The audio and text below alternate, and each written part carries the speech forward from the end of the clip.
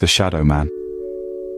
I went through a couple paranormal things as a kid, but people always told me I was just imagining it. One of these paranormal things is tall, dark, has no face, and normally stands in a corner. I've seen him my whole life, and he never really moves. A few months ago, my boyfriend and I moved into a new neighborhood.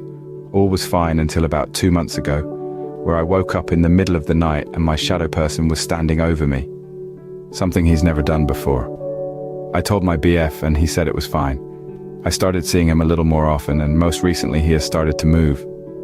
One night my boyfriend told me he was dizzy and I told him to close his eyes. I couldn't take care of him because I kept seeing my shadow figure moving across the ceiling.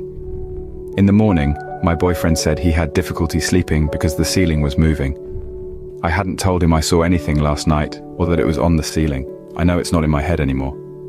Other things have also been happening. The other day I felt a consistent tapping on my shoulder, and when I looked at it I saw an indent in my skin before the tapping stopped completely. About a month ago, someone had hit a possum, killing it, and it stayed on the road for around 2 weeks and smelled really bad.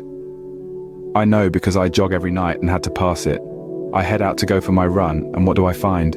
The very same possum outside our door. The smell was awful.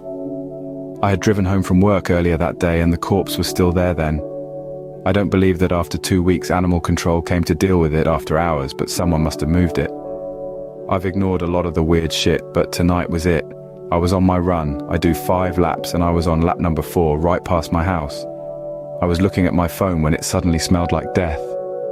It smelled worse than the possum that sat rotting for 2 weeks. I'd passed this spot less than 10 minutes ago, and it smelled fine.